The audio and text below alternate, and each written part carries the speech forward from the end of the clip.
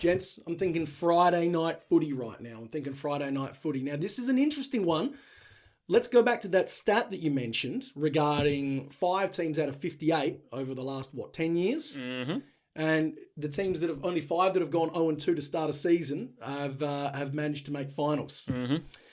Not looking good for one of these two sides on Friday night footy when the Geelong Cats will be taking on the Brisbane Lions down at Gumhibba Stadium down in Geelong. Get excited. Never heard that pronounced more fluidly, mate. Gumhibba? That's very nice. Gumhibba? Music to my ears. Gumhibba Stadium. Gumhibba Stadium.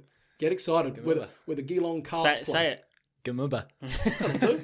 Des, what do you like in this game, mate? What should we be looking out for? Who's taking home the chocolates? This is tough because they're really the two underperforming teams of the round because, two of the Premiership favourites have absolutely shot the bed big time. Mm-hmm.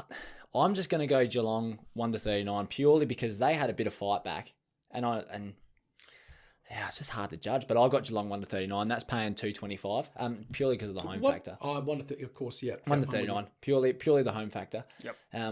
Because you can't lose to Sydney by how much was it? 40 something points, 50 points, whatever it was. No bueno. No. You can't do it. No. Just to Sydney. Geelong at least had a fight back. Yeah, at home as well. They come to Adelaide. Or Geelong come to Adelaide, and that last quarter, I was sweating in my crom. I was sweating in this exact shirt. It hasn't been washed for 5 days. Cats are going to fire up and come back, I think. Poor Brisbane too, because I like Brisbane, but Cats 1-39. Look, I'm only tipping the Cats purely because of the home ground advantage. If it was at the Gabba, I'd be tipping Brisbane. But it's interesting though, because obviously now with Dangerfield getting suspended for the next 3 weeks, Geelong's really been kicked in the dick pretty hard the last 48 hours. Menegola out as well. Yeah, well, 50-50. They ruled out Mitch Duncan today as well.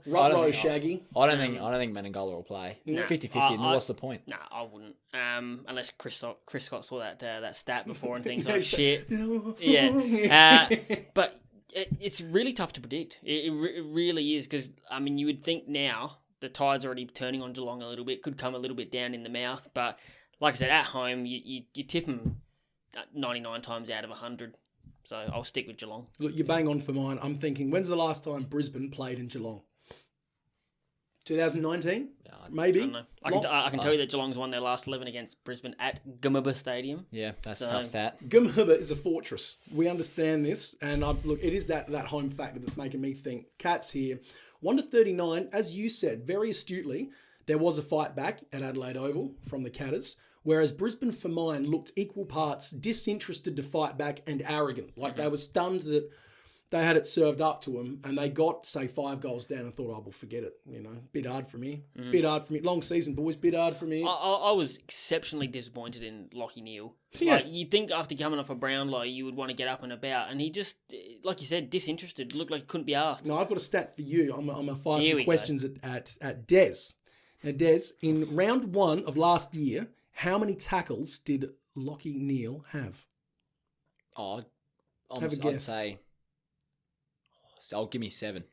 Add 3 to that. He had 10. Oh. Had 10. How many did he have round 1 this year? 3.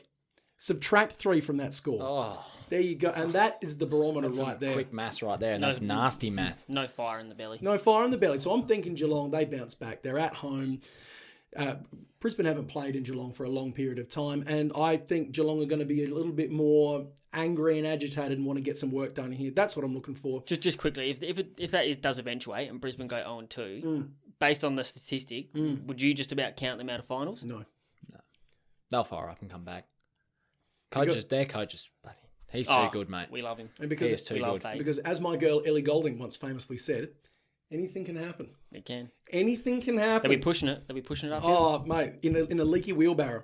But no, they'll respond. Now, in terms of bets, let's have a little look-see. I didn't like a ton in this game, actually. There was... it's hard. I went through the same game multi-options. I didn't like a lot of what I saw. But I saw a few things that made me just sort of sit just a little straighter in the chair.